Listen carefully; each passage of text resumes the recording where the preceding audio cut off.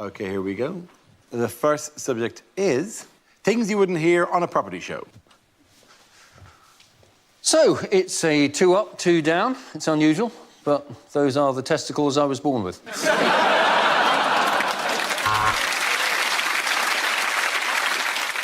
Welcome to the show. We'll be looking at houses that have been designed by someone's nan. Yes, it's grand designs.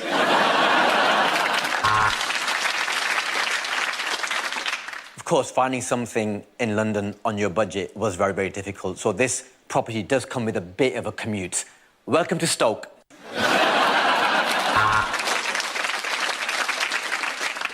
All property is theft. Good night. Bit mean, but we've put together a montage of first-time buyers being told about stamp duty for the first time.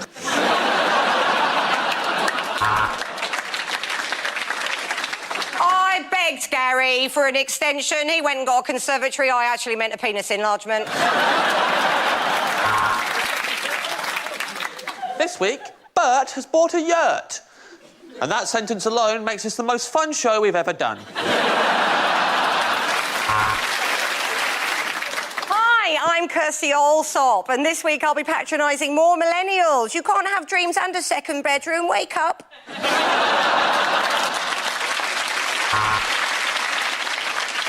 Well, this used to be a railway station, but there haven't been any trains here for nearly 40 years. It's Haywards Heath on Southern Railway. And Simon has converted this railway carriage into his very own office, just by yelling into his mobile phone like an arsehole.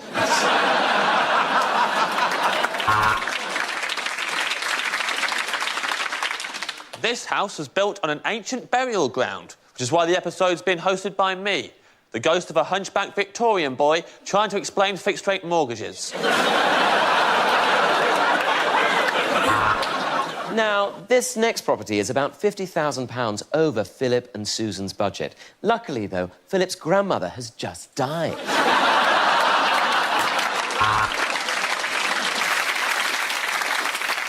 Loads of notorious people live on these here branches. Piers Morgan, Katie Hopkins, Donald Trump. So, what? Escape to the country? No, this is escape to the...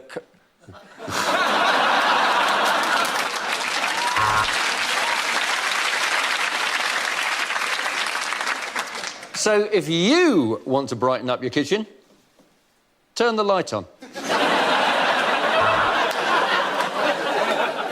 Susan turned her 2-bedroom house into a 10-bedroom house by putting a bed in every room.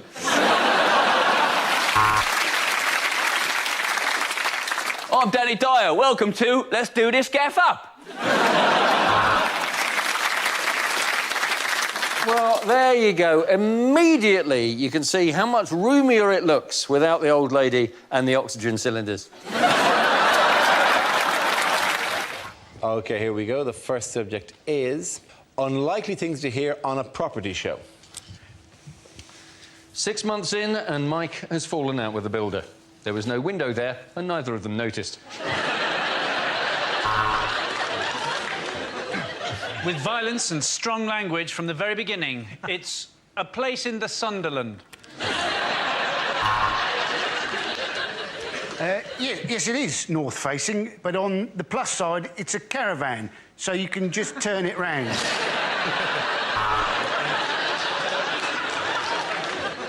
Get that fish out of here, it stinks. You should never leave a place in the sun.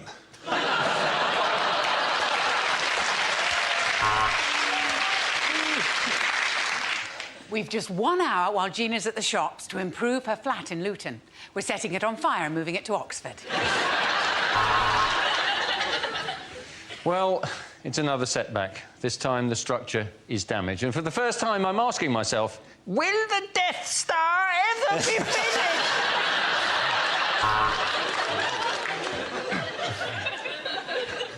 And more information on how to get together a deposit for a house can be found in our free leaflet, When Will Nana Die?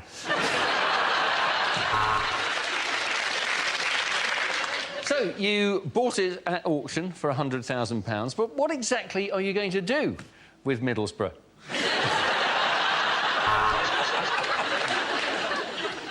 Well, what we've done is we've knocked the wall between the kitchen and the lounge down, and what that's done is killed all the people who were sitting in the lounge. The kitchen's done in a very modern style. We call it crack den. We're looking at a well-equipped council house in Hull. Fridge, oven, washing machine. In fact, this is one of the nicest gardens we've seen. This week on Grand Designs, my gran designs a house. It'll be shit. She's got terrible arthritis and not even a rudimentary qualification.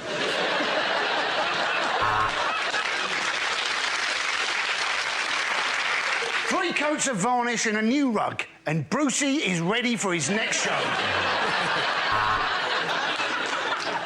Welcome to the 74-hour-long obsessive-compulsive episode of How Clean Is Your House? Knock it down, tarmac it, fuck 'em. Things you wouldn't hear on a property show.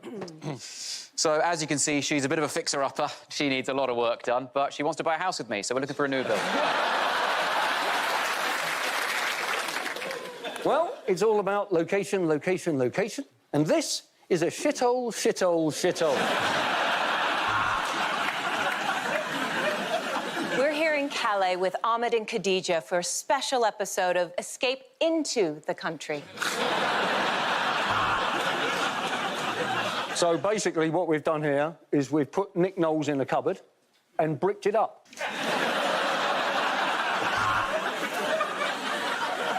You could do anything here. You could knock through that wall, you could retile the roof, but not the patio. You mustn't touch the patio. Sandra and John are planning to sell their 3-bedroom terrace in Wigan so they can go to London to get a spot of lunch.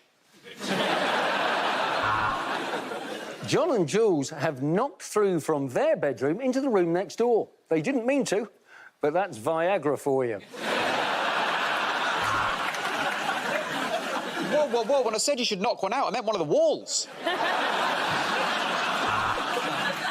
And this is where we've built the panic room, ideal for opening your next gas bill. They've made an offer of $320, which is quite low because most houses cost thousands of pounds. So, a year on, I've come back to see how they're getting on. Fuck me, still not finished.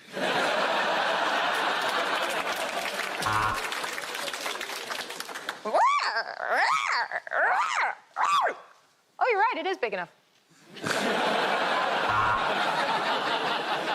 The previous owner did leave it in a state of disrepair, but honestly, I'm thinking about making an offer. Sorry, I'm babbling. Time of death, 4:15 p.m.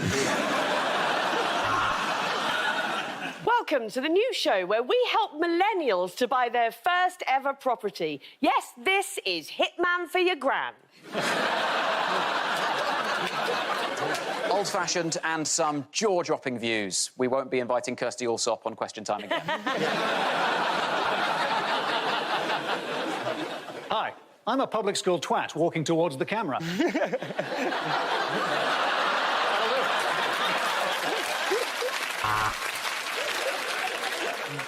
Well, I've put your cheeky offer into the owners, and they told me to shove it up my arse. I don't know how to tell you this. I know you just completed, but the sweet old widowed man that you bought the house off has, well, he's tied a bunch of balloons to it and floated off into the sky. Rupert and Jacinda are 25 years old and have a budget of £2.5 million. Wankers. Tim and Dorothy plan to move because of the primary school situation. Tim isn't allowed within 500 metres of one. At the end of that round, the points go to Rhea, Josh and Reese. The next topic is unlikely things to hear on a property show. Now, this next property's got a bit of showbiz sparkle. Now, do you know David Tennant? Well, the guy he played, Dennis Nilsson, used to live here.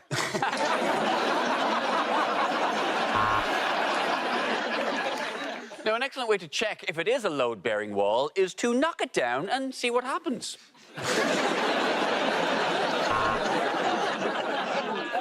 Storage is often a problem, but not for me. I am Kevin McICloud.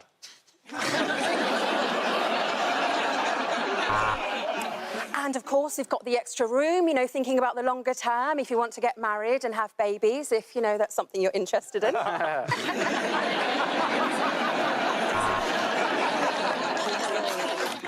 This week on Location, Location, Location, we're in Basingstoke, Basingstoke, Basingstoke.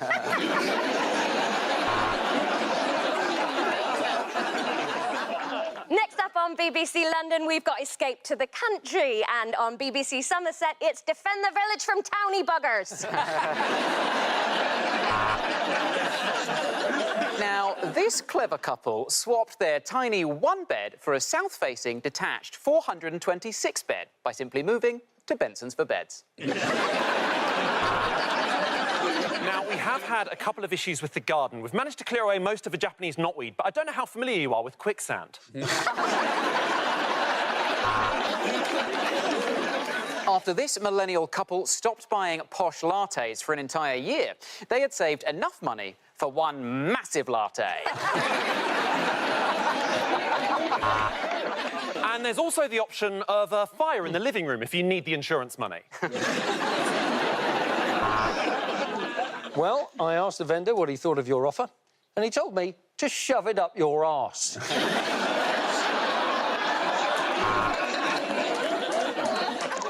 And we've been able to convert this one-bedroom flat into a three-bedroom flat just by putting a bed in the kitchen and the toilet.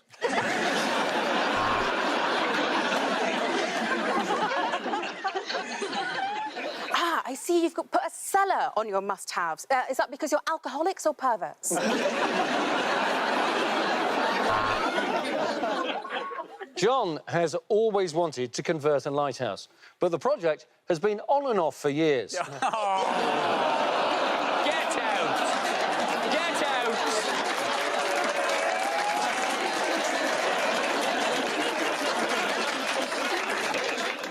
This week on A Place in the Sun, we feature a couple who speak a second language and buy the house.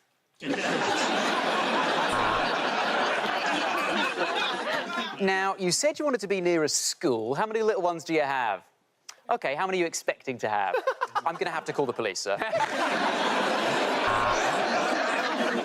Of course, we're not sure if they're serious buyers, but when they're finished having a shit, we'll ask them.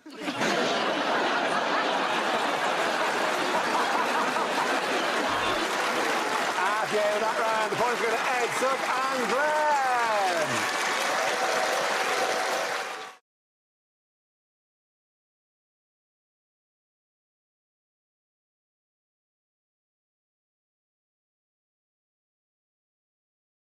Hello, I'm Dara O'Brien. Happy Christmas and welcome to a special festive edition of Mock the Week. We'll be talking about the holidays as well as looking back at some of our favourite moments from the last series, along with bonus bits we've never shown before. Hope you enjoyed them.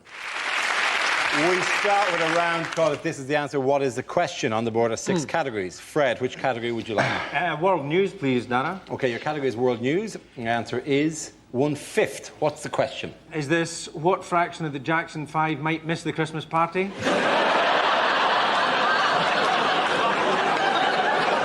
Is it how much of the weekend can Andrew Flintoff remember?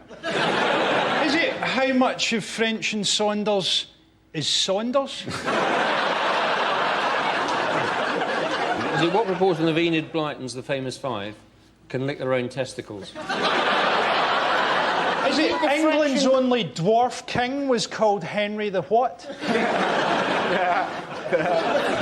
How much of a Boris Johnson speech is not, well, I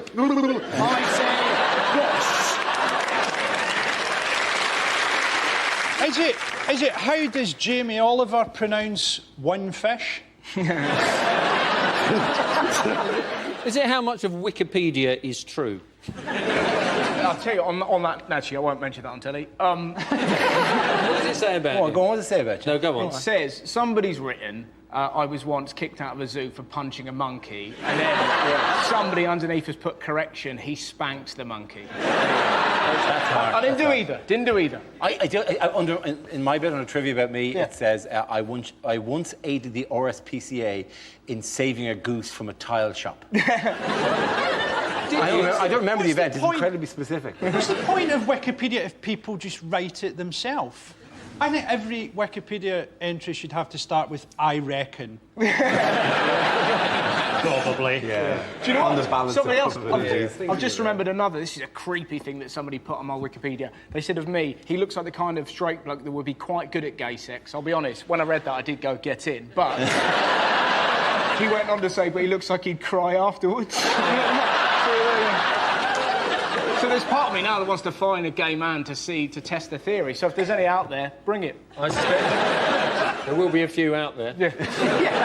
Probably about 1/5. There you go. What honour was the actor Nicolas Cage given this year? Oh, Nicolas Cage, right? He's actually going to be able to turn the Christmas lights on in Bath. This, by the way, aren't the lights in Bath. This is... Apparently, what happened was... Those are the lights in Dundee. Somebody actually put a note through his door. He's got a house in Bath, and he's agreed to turn on the lights. I put a note through Cheryl Cole's door, and apparently that's a matter for the police. Do you know what's really weird about this story? Not only is it incredible that they've got Nicolas Cage to do it, but also there must have been an incredibly uneasy phone call to Barry Chuckle. Yeah, sorry, Barry, Nicolas Cage is doing it. Well, maybe they gave him a part in an action movie where he knocks out Vin Diesel by turning round quickly with a plank. Do you know what's really awkward about this story? This is genuinely true. Until last week, I was doing it. Really? I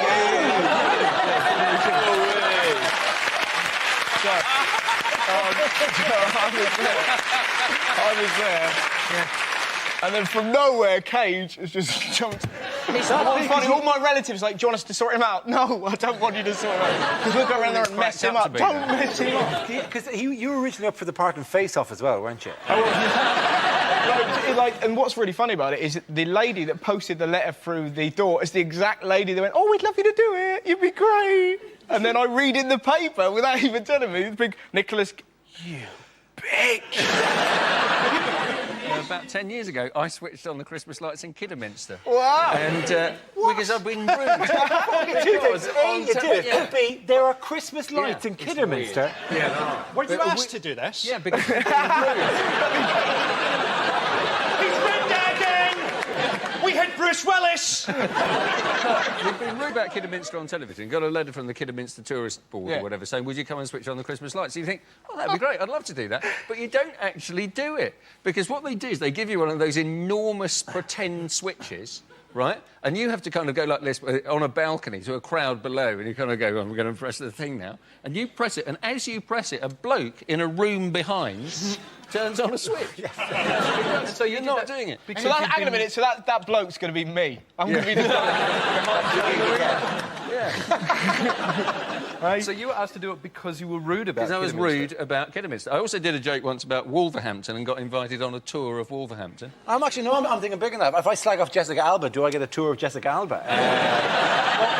Well, apparently Bristol wanted to have Bruce Willis switching on their lights, but then they remembered that he tends to get into a lot of trouble around Christmas time. Our next round is called Newsreel, replaying a recent piece of footage featuring people in the news and ask Hugh to suggest what might be being said. This week's clip features Gordon Brown. Hello, happy Christmas, everybody. Just making sure everything's ready for the event tonight. Where am I sitting? That's it. Just here. No decorations, I see. That's good. I'm Scottish. I don't do joy. So, sitting in the middle here. That's right. Right next to the President of the United States. He's specially requested he sit next to me. So, when a barber comes in, if you could just make sure that he sits in that chair. Super glue him if you have to. That's good. What the hell is going on? I was meant to be sitting next to President Obama. I come in, somebody switched all the nameplates on, and now he's sitting next to that great, fat Scottish guy with a hairy arse. It's completely unbelievable. Testing. 1, 2. 1, 2, 1, 2. What? Anybody know what number comes next? No, one of the economies in shite. So. So, what would you like from the menu? I have 1,000 burritos, 3,000 nachos, and a pint of Tamiflu, please. Thank you.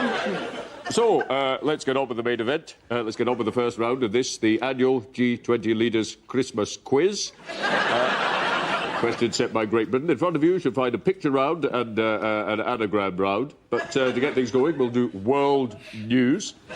So, on Boxing Day 1994, who did Raith Rovers beat? 3 goals to 2 at Starks Park. So, 3 goals to 2, Starks Park. Nice, easy one to start them off there. In the meantime, I think I'll just have a quick look round, see if anybody's written any more interesting speeches than I have. I think practically everybody. So, That's unbelievable. I just get off a piss. I've got a body, he's nicked my bloody seat again. I don't know what's going on.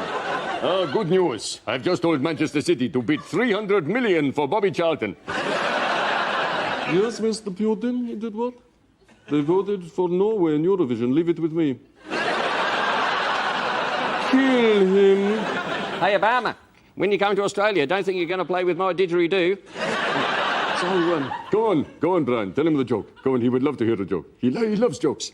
Okay, Obama, come here. Yes, you're lovely. I got this from a Christmas cracker. What happens when you eat Christmas decorations? Huh?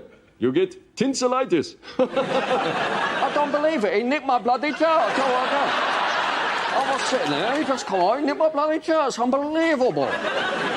So that's the first round done. Now to the second round. This should be slightly easier. Economic news. Which Scotsman was single-handedly responsible for saving the world economic system? So, which Scotsman saved the world economic? Nice, easy question there. I think we'll get full marks for that one. Nice. Incidentally, Barack, I don't know what you're doing at Christmas, but you're quite welcome to join us at Oxford Boxley. We'll be doing charades, drinking lots of whiskey, and best of all, I'll be there. So. Oh, my God, I'm so tired. I think I left Carla chained to the bed. I have to go and get her. What am I doing in this footage? So, Gordon Brown, what a great guy. Yeah, he's a great guy. That's my bit done. Could you get me out of here, Gordon? It's so dull. It says on this bit of paper I'm meant to be sitting next to an Indonesian guy. What happened to him? So that's the end of round 2. Now we come on to the famous picture round. In front of you, you'll find pictures of 8 Scottish Episcopalian cathedrals. I'd like you to put those in the correct geographical order, north to south. In the meantime, I'm going to go through the rounds, the scores of the previous rounds, and some very funny team names you've come up with, of course. Putin's Polonium, currently on 2 points. Sarkozy, so easy, on 5. Nicolas normally likes to score more than that. Leading at the moment with 10, Great Britain and their team, Gordon must go. But to leave you, I'm going to tell you a Christmas joke. Why did Santa have to close his toy factory? Elf and safety. That's it. Oh, God. So, what are you doing for the Christmas? I remember years ago getting up really early Christmas morning, running downstairs, ripping open one of my presents, but unfortunately it was a puppy. That's not true. It was a kitten. That's not true. It was an old man. I remember all I wanted for Christmas was an action man. What I got was a plastic doll with a cord on the back, and you pulled it when 25, 25, 25, 30, 35, 35, 35, 40. Looked at the packet. Auction man.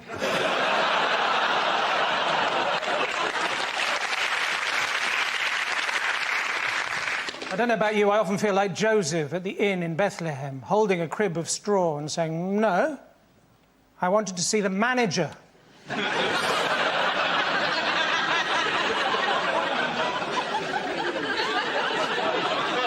I think the most peaceful Christmas I remember... Your manger.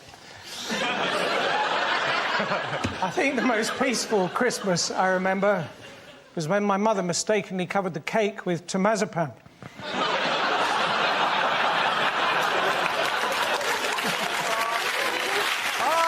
The Christmas quiz! See? People now come specially for the Christmas quiz to look at our fabulous decorations. He's got this thing. which I think is actually sort of, sweet.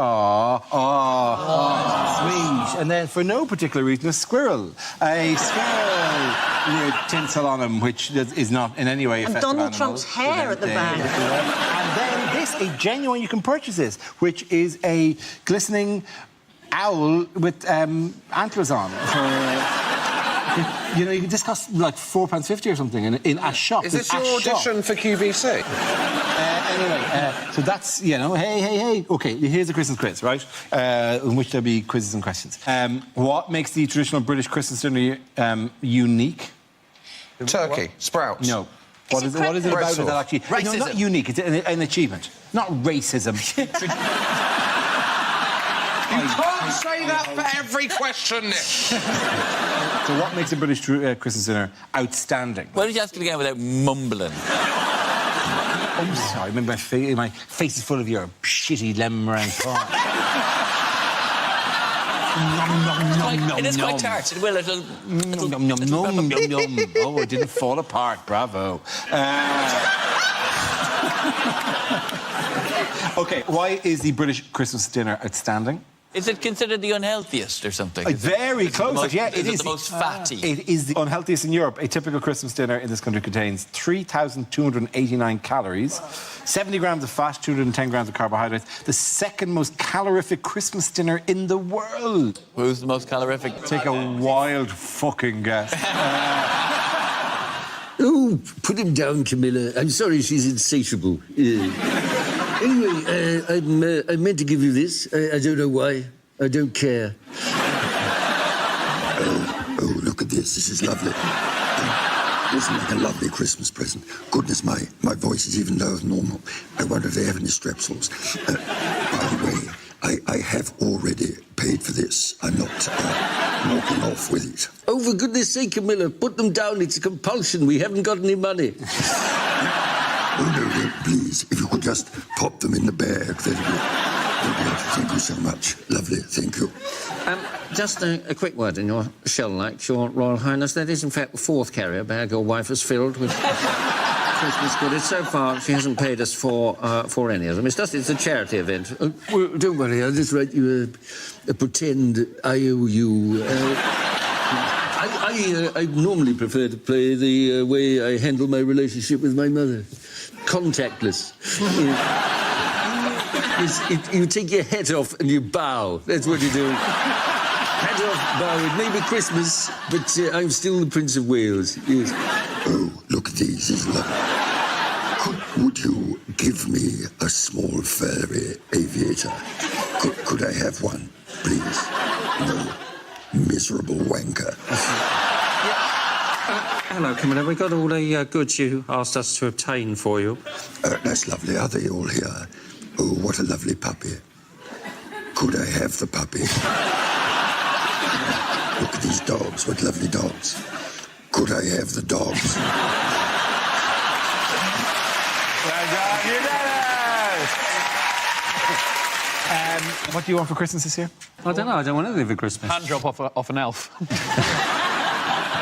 The number one gift apparently for kids this year? Nerf guns. The Nerf gun is 64 quid. You could go to America and buy a gun for less than that. Actually, it's like it's a ludicrously scary thing, the Nerf gun. This is the current... Hey, don't point that there. Hey, point that over somewhere else. I promise I'll do really, really careful. I wouldn't dream of doing that to you. Of all the people here, you were the last person that I would fire the... Boom! Hang on. Oh, yeah, there's three things you can do, right? You can do this big one here. What? Right. Listen, Nerf is how I did this to my eyes. So I'm just saying. I'm just warning you. OK, cool. I'll get him instead. Right, OK, Grant. Are we OK to sacrifice you for this? And then you can do these. I guess so. I bet you could catch one of your certain teeth. there's an instruction manual that says do not aim at people's faces. Yeah. Please remember that I am a special man with special powers and do not try this at home.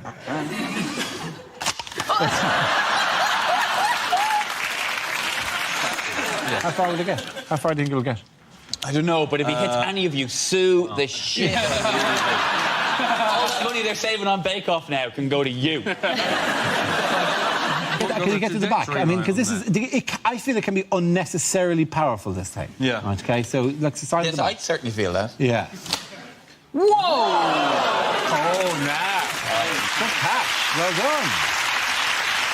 Respect. That is, I'm estimating 7 gardens away. So you asked, what do you want for Christmas? So you could then shoot us. He's still got the up with me, James, because he got heckled in Derby because they wouldn't shake his hands. I always shake people's hands after the show, and in Derby, I was there the week before and shook everyone's hand, and then someone walked out of his show and went, at least Rob Beckett shook our hand. That actually happened. Can you believe it? He shakes people's hands on the way out the door like a little kiss ass. Afterwards. Here's what most of us do, right? We do our stand-up, and then we go, that'll be enough. And we go back, because that's our job. And Rob goes, no, please light me at the door. Shaking all the hands. It's pathetic. I just felt before they came, James, and to be fair, like, you know, it's only 4 people you've got to shake, so you should... Listen, here's what's annoying about it, right? I got heckled with this thing. Well, Rob Beckett shook our hands. What else did they say? What else did they, James, what else did they say? And he had proper jokes.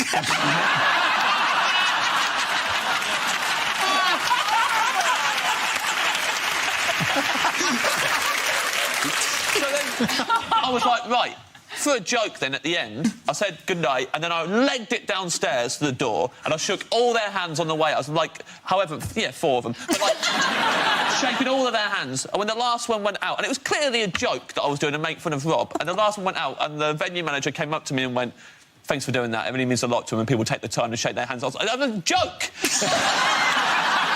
I'm not Rob Beckett. Yeah, but the thing is, let's be honest, I didn't have many other options open to me career-wise, so I'm just very thankful they turn up. Genuinely, because without them, I would probably be on the street. Yeah. At the end of my shows, I say, I've been James Acaster, and I could have been anything. And I walk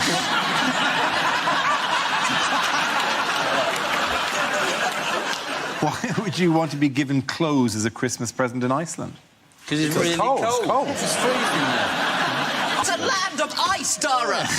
Is it because you can take them back and get the money back in exchange for the clothes? No, it's not that perfectly practical good reason to get clothes. Yeah, because clothes is just a good present wherever you are. Oh, God, yes, I know. OK, the question... Is it because people don't have I'm sorry, clothes? are you getting exasperated with us, trying to think of humorous answers to ridiculous questions that you're posing? Should we just try our hardest to come up with the correct answer? Would that slightly miss the point of a comedy quiz? No. Is it because normally they sell frozen food? The reason you should be given clothes as a Christmas present is to stop you getting eaten by the Yule cat.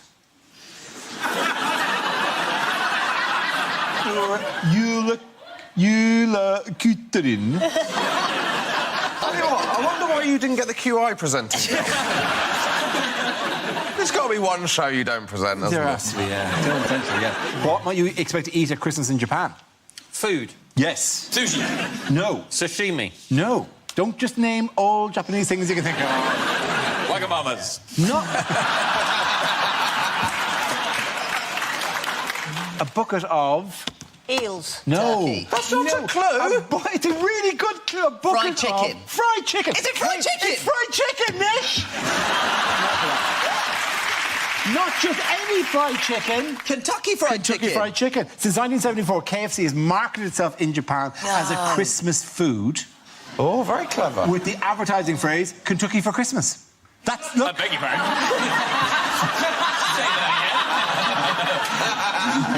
Kentucky for Christmas. A lot of things to hear at Christmas. Oh, John, thank you so much for my electric toothbrush. No, it's everything I wanted and more. Oh, you got lots of nectar points on it. Good.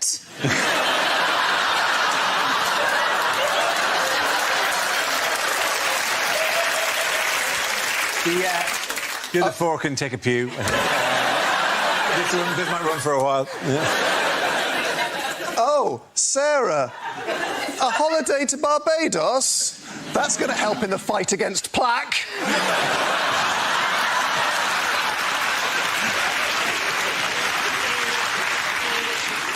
It's Christmas. Today?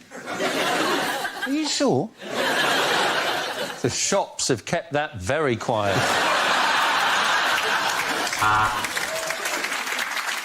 Oh, look, everyone's eating all the nuts I've bought. I should buy some more.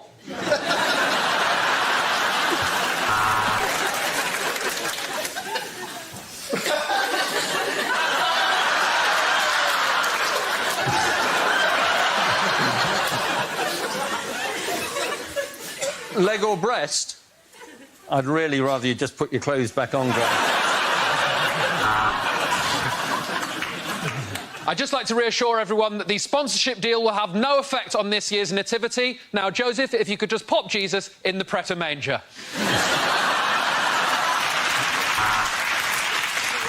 Chestnuts roasting on an open fire. Christmas with a vegan. This is your Christmas and birthday present. Yes, it is a turkey with 16 candles stuck in it. We always have a goose here at Christmas. I don't know why, really. Its conversation's terrible and it shits all over the floor.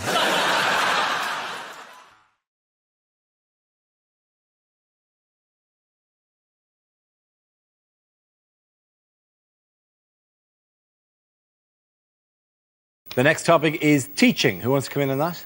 Greg. I was a teacher for many, many years, ladies and gentlemen, and I knew the day I had to leave teaching, it was simple because a very clear sign was given to me that I should leave the profession by a child, because a child walked into my lesson 20 minutes late.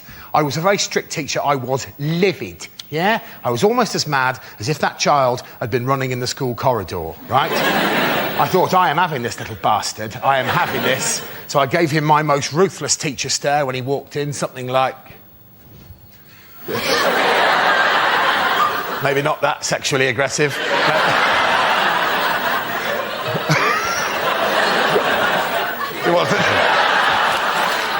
That would work. That would work, though, wouldn't it? They wouldn't be late again then, would they? Oh, dear. Where have you been? No, it wasn't right. I was furious. I went, oh, really?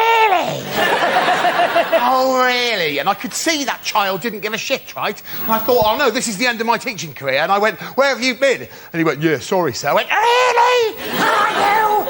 Well, where the hell have you been for 20 minutes? And I promise you, that child looked me in the face and went, yeah, sorry, sir. I've been living La Vida Loca. What can you say to that? I said, fair enough, sit down. Anyone who quotes Ricky Martin at me, ladies and gentlemen, is a friend for life. Well done, Greg. The answer is cheese, wine and rubbish. What is the question? What 3 words best describe France? What are my ex-girlfriend's pet names for my testicles and penis? With gas bills rising, what advice has one executive at Centrica, the owners of British Gas? Oh, I love this guy. Put on 2 jumpers. Could he be more evil? I think the thing for me is that I don't think there's any way of gauging how hot pensioners should be, because there is no limit to how hot pensioners seem to want to be. Speaking to my granny, I'm pretty sure I could pour a boiling pan of jam in her face. I have walked into there and almost turned into a pillar of salt sometimes. And to be honest with you, if the heat doesn't get you in that woman's flat, then the speakers on the telly will make you mentally ill. Lines you wouldn't hear in a superhero movie. No, R. Kelly, you can't join the Fantastic Four. It's not enough to believe you can fly. Unlikely letters for an agony aunt to receive. Dear Deirdre, can that giant man lift me up like a baby? You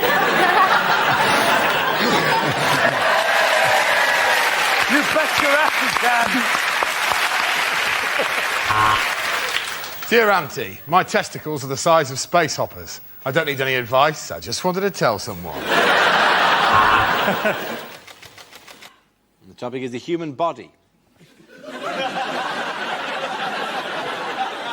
I have to tell you that being a tall man in this country is tedious, ladies and gentlemen. Tedious, because in small towns throughout the country, there are a series of jokes prepared by the locals on our behalf. I'll be walking innocently into a local pub or down the street, and I'll get several jokes. One of the jokes might be this. just to give you an example of the level we're talking about. Another joke might be, what's the weather like up there? It's freezing. There's a massive climate change in this amount of space here, you toothless buffoon. And probably the most offensive example of this is genuine. I was at a cash point and there was a little old woman in front of me at the cash point tapping away with her claws and I'm sorry, I'm just quite angry about this. And when she'd finished, bless her heart, she turned around and she hadn't seen me. She turned around and she went like this. Oh! Maybe not that sexually. She said, oh! And then with no hint of irony at all, she asked me this question. Would you like a job at my house, changing light bulbs?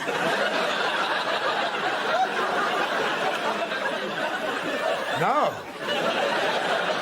No, old woman.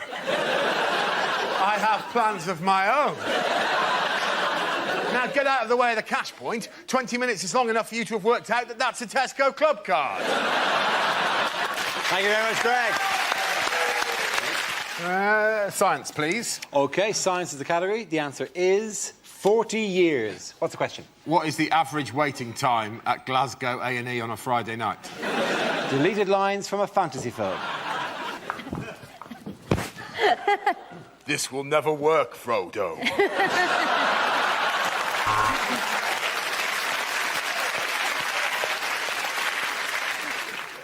You all right, John? How's it going, all right? Yeah. How's the kids? All right? See you later.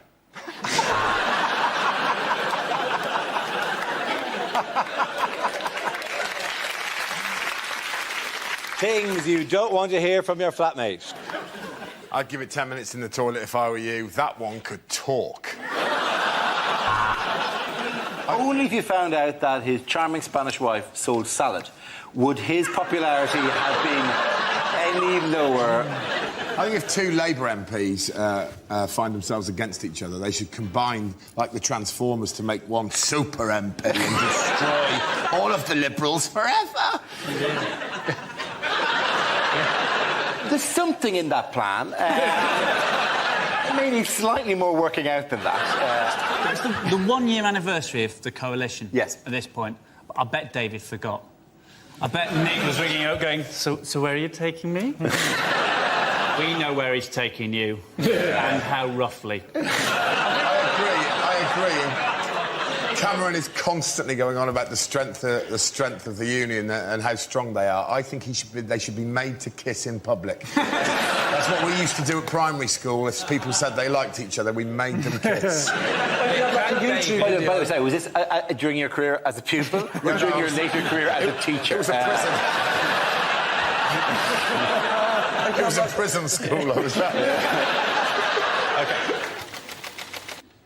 Subject is family. Who wants to come in on that? Greg. All of my family are obsessed by the ageing process. Every single generation of us are obsessed by it at the moment. I'll just share this with you before I talk about other family members, just so I can get it off my chest.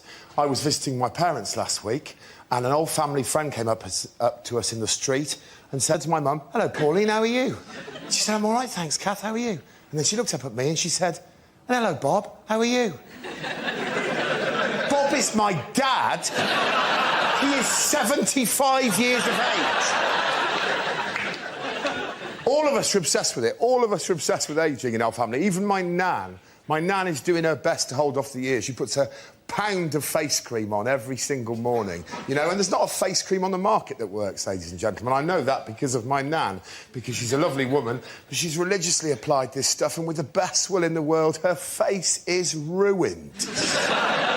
I said to her, "You've spent all that time and all that money, Gran, and your face is no better than Grandad's." And he's dead. He died in the war. He got shot in the face. With a cannon.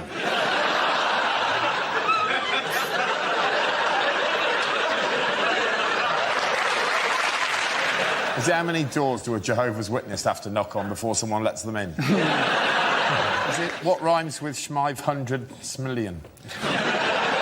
OK, if that's what we're doing, then can I have the correct answer, please? That's the end of the round now? Yeah, that's definitely a sign of either the end of the round or the end of days. Did you see John Prescott's offer to the people who didn't manage to get tickets? John Prescott put a tweet out saying, if you've missed out on tickets to the Olympic Games, the East Hull Olympic Games start today in the park in my constituency, which is kind of like saying, can't afford the opera?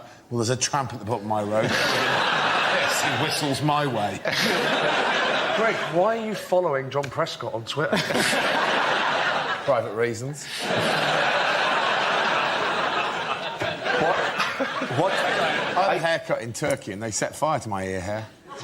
Really? Oh, yeah, but they liked it, but not the entire thing, just like they... No, they didn't just...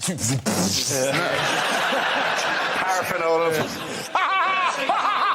Welcome! Thank you for coming to Crazy Omar's Barbershop. Things you wouldn't hear at a school assembly. I'm sorry to keep you waiting, boys and girls. I've just had a shit the size of a baby seal. A wise man once said, boys and girls, that if you try your hardest, you can fulfil your dreams. Generally, that's true. Not for you, though, Tom. You can't read. So... The next topic is unlikely things to hear on a TV talent show. You're right. I can't sing. Thanks. Oh.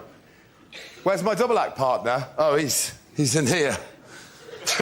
Feeling nothing more than feeling, trying to fall.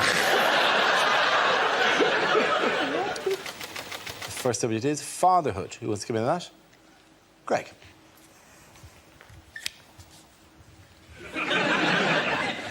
Yeah, my father has taken fatherhood in a very strange direction in the last few years. And it started about 3 years ago at Christmas when he announced to me, and this is a quote, and all of what I'm about to tell you is entirely real. This happened. He said to me, "Son, I am 72. I said, "I'm aware of that." He said, "Yes. I've decided from now on I should start behaving exactly as I see fit." And I said, "Well, I would welcome that." He said, "I'm glad you agree, because when you come home for Christmas, you'll discover this year that I am wearing a Christmas outfit." I went, all right then. I got home and true to his word, he was wearing a Christmas outfit. I swear to you, it was one giant pair of white underpants that stretched from his knees to just below his nipples and a novelty Santa hat with a flashing bulb on the end. And he came downstairs, and this is a quote, "Do you like?" I said, "I find it a bit challenging." He said, "I don't give a shit what you think." And he went off to eat some cheese. This is where it gets weird. I went out that night with some of the people in my hometown. Midnight, anticipating me coming home, my mother tells me he did this. He went upstairs in his Panther outfit. He went to my mother's sheet drawer, for she has one. He took out a double white sheet. He placed that over his head. He went out into their garden and he hid in a bush. With a view to giving me, his then 40-year-old son, a bit of a scare. Presumably, my mother is so sick of his shit, she decided not to tell him something that she full well knew, that on that occasion, I'd stayed over at a friend's house.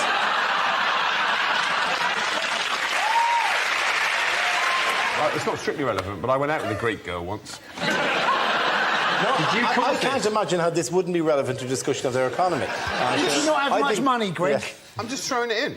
Unlikely things to hear in a police station. Right, listen up. We've got a new man starting. He's half man, half horse. It's Inspector Morse.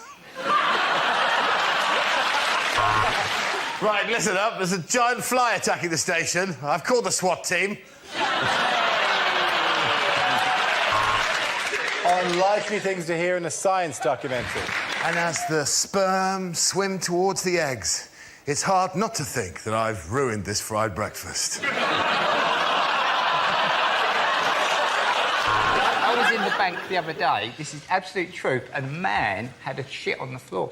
It was the most shocking thing I've ever seen in my life. That is one hell of a deposit that he has made. That.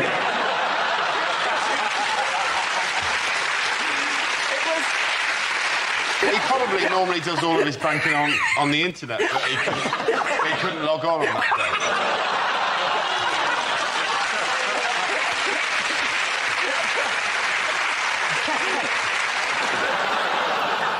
Is it what Peter Andre says when he's asked what his daily routine is? Our trains, our toilets, and our celebrities. Is it what? Is it what? He's high pitched but not Australian anymore. Our trains, our toilets, our celebrities. I went to a voice coach to get rid of my Australian accent, and I can't help thinking she's done something wrong. I've been over in this country for a while, so I sometimes slip into both fucking accents.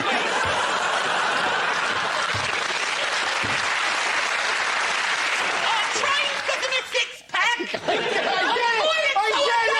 I don't miss my jeans. And then answers the celebrities are making the money for the kids.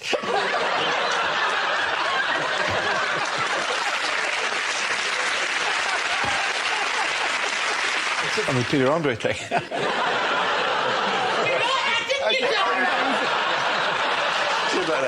Where it makes the money for the children. That was the combination. Is it? No. What three things were most complained about at the Queen's Jubilee? If you can do that in a proper voice. OK. But three things were most Was it not a bit strange that they built that really elaborate, beautiful rowboat called, what's it called, the Gloriana? Gloriana, my mate built that. For the Queen, and yet... Was it just me who thought it's a bit weird that she's not on it? Because the only person who was on it was Claire Balding, as far as... Essentially, there's thousands of foreign tourists who think that Claire Balding is the Queen. I saw the British Queen the other day. Looks like she can handle herself in a pub fight.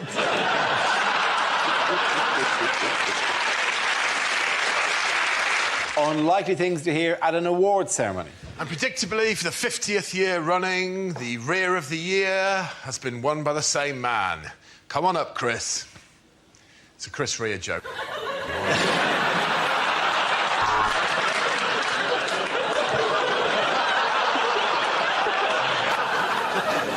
And the award for best film, Kling film. Oh, that was all right, though, was it? Bullshit, Dara. It's all politics, man. And the best posthumously released rap record goes to Kim Jong for I Told You I Was Ill. Too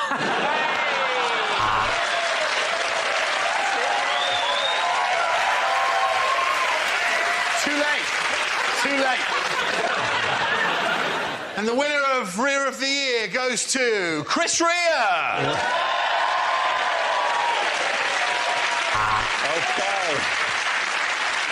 Our next topic is unlikely lines from a thriller. I want to make you a vodka martini. You can't handle vermouth.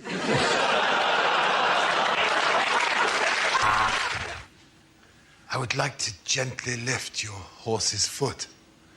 You can't handle the hoof.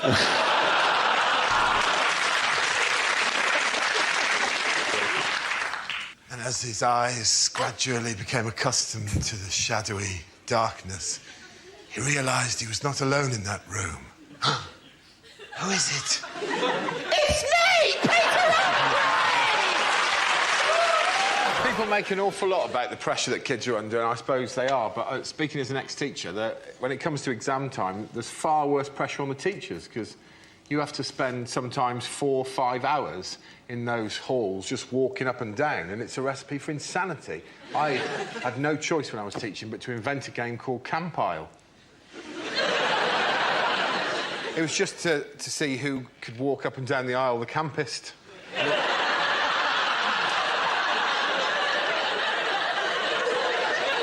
We started off just sort of slightly mincing. Honestly, by the end of it, I was walking down a full aisle of children like this. And I knew it was time for me to leave teaching when I got to the end of one aisle, genuinely. During an actual GCSE, a kid looked up at me and went...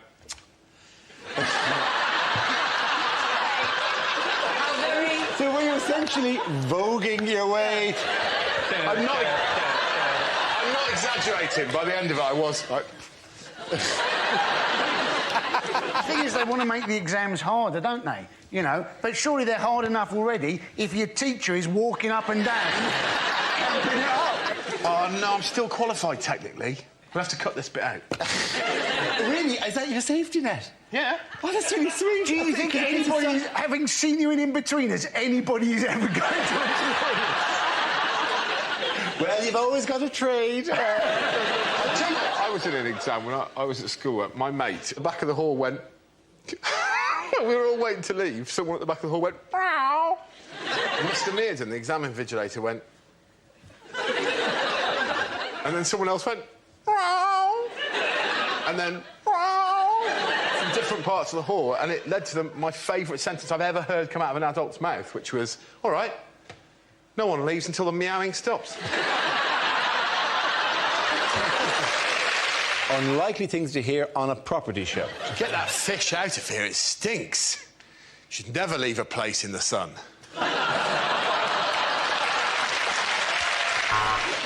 This week on Grand Designs, my gran designs a house.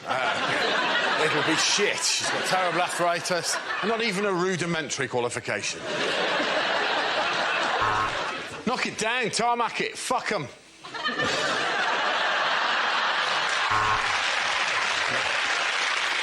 OK, the next topic is unlikely things to hear in a maternity ward. I'd stay up that end and talk to your wife if I were you, Mr Smith. It looks like Alien versus Predator down here. Oh, this isn't your first baby, is it?